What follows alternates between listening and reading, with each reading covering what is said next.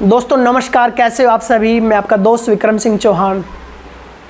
दोस्तों आप लोगों ने सुना होगा कि Rome not build in a day, कि रोम एक दिन के अंदर नहीं बना, उसको बनने में वर्षों लगे थे। ऐसे ही हम ज़िंदगी में कोई बड़ा काम करते हैं, कोई बिजनेस करते हैं, लाइफ में सक्सेस के पीछे भागते हैं।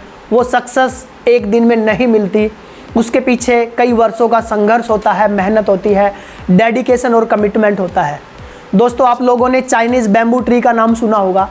जब उस बैम्बू ट्री को ज़मीन के अंदर लगाया जाता है तो 3 साल तक उस बैम्बू ट्री के अंदर अगर आप देखेंगे तो धरातल के ऊपर उसके अंदर किसी प्रकार का कोई चेंजमेंट नहीं होता है।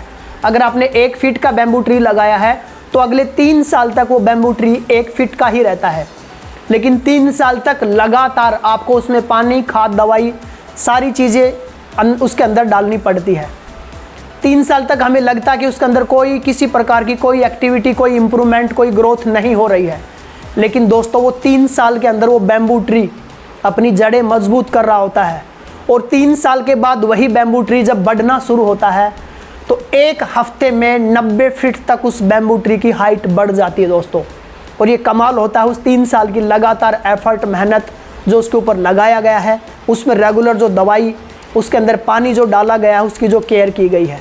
ऐसे ही दोस्तों शुरुआत में कोई भी काम जब हम शुरू करते हैं उसमें मेहनत और एफर्ट ज़्यादा होता है, लेकिन रिजल्ट हो सकता है बहुत कम और ना के बराबर दिखाई देते हैं।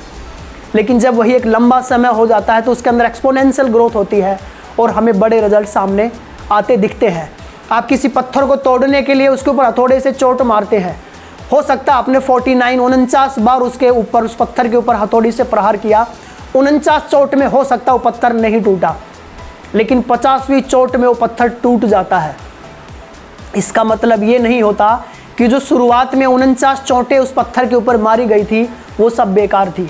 उस 49 चोटों का ही असर था कि 50वीं चोट के अंदर वो पत्थर टूट गया। दोस्तों इसलिए कंसिस्टेंसी के साथ लगातार मेहनत करते रहिए, पैसेंस रखिए, एक दिन आपका भी समय आएगा। मिलते हैं जल्दी एक और नई कहानी के साथ। तब तक आप सभी साथियों का दिल की गहराइयों से बहुत बहुत धन्यवाद। जय हिंद, जय भारत, वंदे मातरम।